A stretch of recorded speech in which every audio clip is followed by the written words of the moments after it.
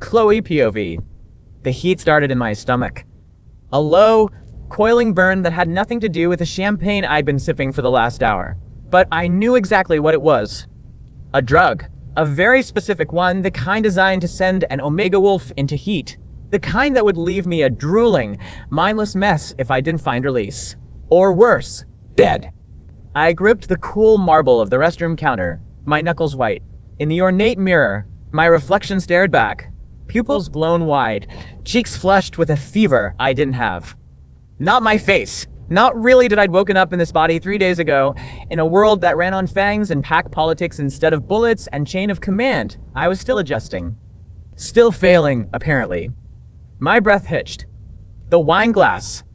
Eileen, my stepsister, if I was supposed to call her that, had pressed it into my hand with a smile that never quite reached her eyes. A flicker of something had flashed in their depths. Triumph. I'd recognized it, but too late. I'd been a fool to think I understood these people. I end my old life. I'd have spotted a setup like this from a mile away. The signs were textbook. The too sweet smile, the way she'd watched me drink, the convenient absence of witnesses. But here, I was still calibrating. Still learning which threats to trust and which to ignore. The lesson was a bitter one. A slick, oily voice slithered from the doorway. Feeling a little dizzy, Chloe? Kevin Miller, one of my father's business associates' worthless sons, leaned against the doorframe. His eyes roamed over me, hungry and triumphant. The puzzle pieces clicked into place with sickening clarity. The wine, Eileen's strange smile, this creep, waiting. My legs felt like water, but I forced a weak smile, just a bit lightheaded. I swayed, letting my weight rest against the sink. He took a step forward, his grin widening. Let me help you. As he reached for me, my hand shot out, grabbing the heavy glass bottle of perfume on the counter. I swung. The bottle connected with his face with a sickening crunch. He howled, stumbling back, hands flying to his shattered nose that I didn't wait. I shoved past him, my borrowed heels slipping on the polished floor. He coughed violently, choking on something that I didn't look back. Instead of the main hallway, I threw my weight against a side door I knew led to the back gardens. A detail I'd logged during my first walkthrough of the estate. Old habit. Always know your exits. The cold night air was a shock to my burning skin. I kicked off the heels, the sharp, wet grass biting into the soles of my feet. I ran. The silk of my gown snagged on rose bushes, tearing with a sound like a scream. The drug was a fire in my veins now, a roaring inferno that blurred the edges of the world. If I didn't find a man soon, the heat would burn me out from the inside. A scent cut through the haze. It was dark, primal. Pine needles after a storm, rich earth, and something else, something that smelled like snow and cedar and absolute power. It called to a part of me I didn't know existed. It pulled me deeper into the woods bordering the estate. Blood. There was the coppery tang of blood mixed with that intoxicating scent. MY instincts, warped by the drug, screamed danger and safety all at once. I ignored both and kept moving. Instinct was a luxury I couldn't afford right now that I needed data. I followed the scent, pushing through thick, thorny vines that tore at my already ruined dress. MY skin bled in a dozen places. I felt each sting distantly, like it was happening to someone else. It led me to a small opening in a rock face, almost completely hidden by ivy to cave.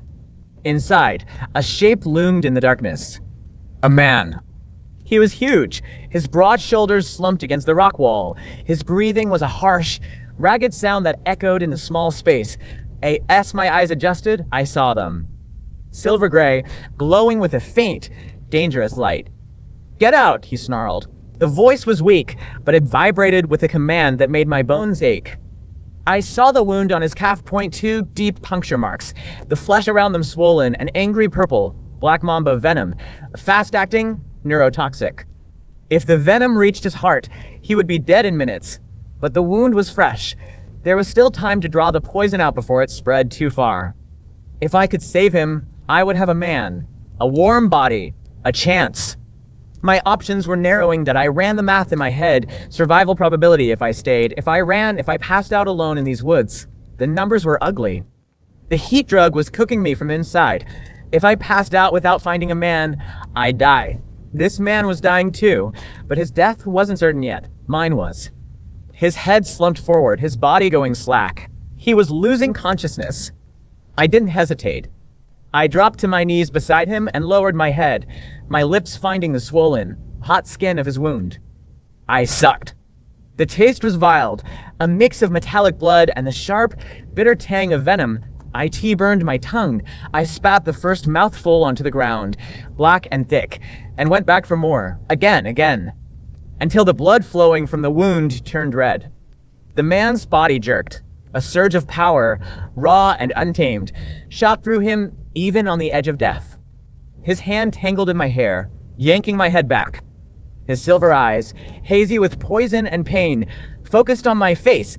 He saw my lips, wet and smeared with his blood. And then his gaze sharpened, snapping onto my flushed cheeks, my dilated pupils, the unmistakable sheen of heat sweat on my skin. Understanding flickered in those predator eyes. Recognition. Heat inducer, he rasped, his voice a broken blade. You're burning up. I wiped my mouth with the back of my hand, a crude, quick motion that smeared the lingering venom across my sleeve. I grinned at him, feeling the edges of my sanity beginning to fray. I saved your life. Now you save mine. His eyes widened. A strange, strangled sound escaped his throat. I want you. Right now. I didn't let him finish. I lunged. My lips crashed against his, desperate and clumsy. The taste of blood lingered between us. His blood, not mine, I had wiped most of it away, but enough remained to make the kiss copper-tinged and raw. He tried to turn his head away, a weak, jerky motion. Wait, this is... I didn't listen. I climbed onto him, my body moving on instinct, fumbling with the fastenings of his clothes. You'll regret this, he bit out, his voice frayed with venom and rage. Then I'll regret it alive. He tried to push me again. His hands found my waist, not to pull me closer, to push me off. But the poison had turned his muscles to water. His grip slid, useless, as I pressed myself against him. It was chaos at a storm of poison and drugs and a connection so deep it felt like my soul was being ripped in two. When it was over, a climax that felt like a lightning strike, I could have sworn I heard a wolf howl in the depths of my own mind, a howl of rage, not triumph. He collapsed first, the last of his strength gone. Even unconscious, his brow was furrowed, his jaw tight. He hadn't surrendered. He had simply run out of fight. A sliver of clarity returned to me. I lay there, trembling, my body aching, the stranger beside me, the tattered remains of my dress, the sticky dampness on my skin, and the weight of what I had just done settling over me like a shroud. The original Chloe would never have done this. The thought surfaced, cold and sobering. She'd have passed out in the woods, or let Kevin have his way, or died trying to preserve her honor. But I wasn't her. I was someone who survived, someone who took what she needed and dealt with the consequences later. Panic, cold and sharp, pierced through the drug's haze. I forced myself to move, assess, prioritize, get back, get clean, get ahead of the narrative. That was the order. Emotion could wait. I scrambled to my feet, my body screaming in protest. I gathered the shredded pieces of my gown, a pathetic shield against the night. I had to get back before Eileen's plan came to its perfect, ruinous conclusion. I stumbled out of the cave and into the pre-dawn chill, leaving the wolfman behind. Aries Spoon POV. Pain was the first thing I felt. A dull, throbbing ache behind my eyes. My body felt heavy, bruised. The venom was gone, but the memory of its fire remained, and beneath it, something worse. The memory of hands on me that I couldn't push away. Then came the scent. Lilies and fresh rain. It clung to the air in the cave, to my skin, to the tattered piece of blue silk clutched in my fist. The scent of the woman. The scent of my mate. My eyes snapped open. The cave was empty, save for the lingering smell and a few dark stains on the stone floor. Memory returned to me in jagged, violent flashes, her green eyes, wild and unfocused, her lips stained with my poisoned blood, the weight of her pressing me down. My hands, useless, trembling, trying to push her off. I had tried to stop her. I remembered that clearly, the way my arms refused to obey, the way my voice came out as nothing more than a rasped plea. The way she didn't care. A low growl rumbled in my chest, but it was hollow. Anger I could wield. The shame beneath it, that was harder to name. She had saved my life. Then she had taken something I never offered. Then she had left. Alpha, Marcus Steele, my beta, appeared at the mouth of the cave, his broad frame blocking the morning light. He took in my disheveled state, my torn shirt, and immediately dropped to one knee. Two of my best warriors stood behind him, their faces grim. We cleared the assassins, Marcus reported, his voice tight. Black Mamba venom. A coward's weapon. One of them got away. My eyes were ice. The assassins were a nuisance. The woman was something I didn't yet have words for. Find her, I commanded. The woman who was here last night. I want to know everything. My wolf paced restlessly in my mind. IT didn't share my anger. IT whined for the female who had disappeared. The same female who had pinned me down while I was too weak to resist. The conflict between my rage and my wolf's instinct churned in my gut like poison all over again. The ride back to my estate was silent. Her face floated in my mind's eye. Those green eyes. I tried to recall if there had been a single moment when my body had acted of its own will. A single heartbeat where I had wanted her. No, there wasn't. Every frame of memory was a struggle. A no that wasn't heard. A hand that wouldn't obey. A body that failed its alpha when it mattered most. I stalked through my sterile mansion and straight into the master bathroom. The man in the mirror was a stranger, wild-eyed, clothes in tatters. Faint, reddish scratches marred the skin over my collarbone. Her nails, from when she held me down. Rage surged through me, hot, cold, and utterly useless. My fist connected with the mirror. IT shattered, spraying glass across the marble counter. I watched the blood drip from my knuckles and felt nothing. Eileen Carroll POV. I hummed as I smoothed the Dior gown over my hips. Soft champagne pink, lighter, brighter than the deep blue Chloe had worn. More fitting for a future princess. Chloe hadn't come back. Kevin Miller wasn't answering his phone. The plan had worked. The wolfless bitch was finally out of the way, defiled, disgraced, gone did I end this world.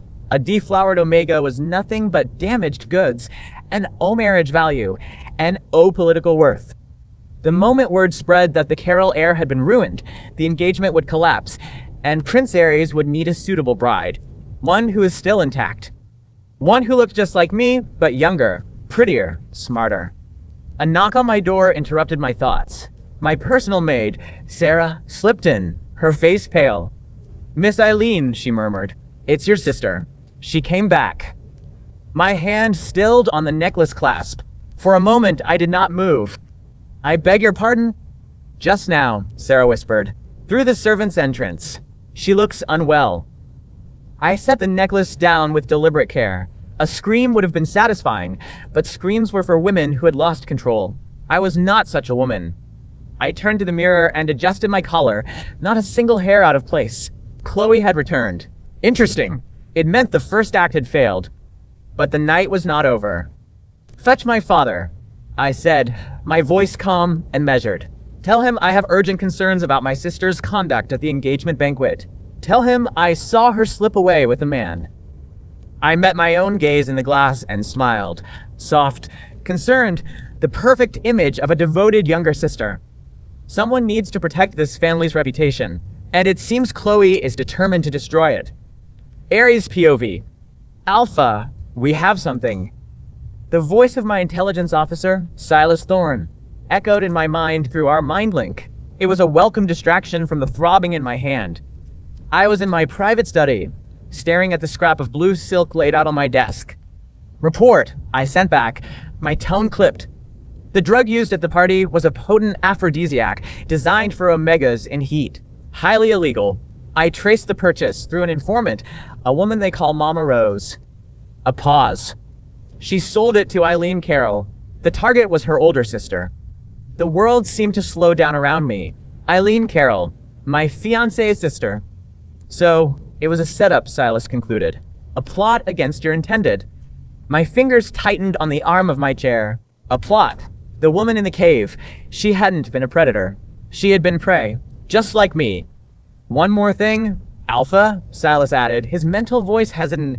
We can't be 100% certain, but based on the guest list and the target of the plot, there is a high probability that the woman who found you in the cave was Chloe Carroll herself. Silence.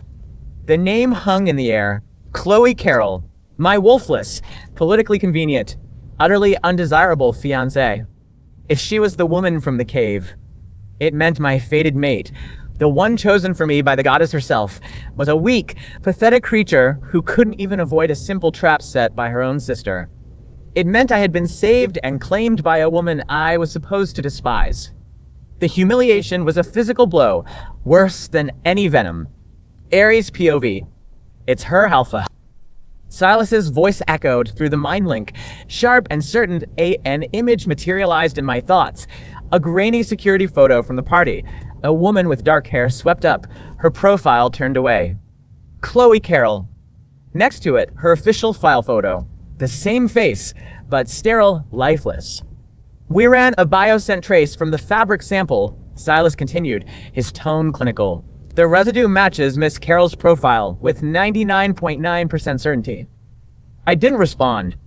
The crystal glass in my hand exploded. Red wine and blood dripped from my clenched fist, staining the pristine white rug. Shards embedded themselves in my palm. I felt nothing. Silas waited. He knew better than to speak. I turned and looked at the portrait above the mantel. My mother, Grace Livingston. Her hair a cascade of rich brown, her eyes the same shade of emerald green as the woman in the cave. The woman who had pinned me down while I begged her to stop. A sound tore from my throat, something between a growl and a snarl. My fist slammed into the mantel. The wood cracked. The portrait shuddered, but did not fall. Alpha. Marcus's voice came from the doorway, cautious. Get out. He didn't move. Sir, your hand.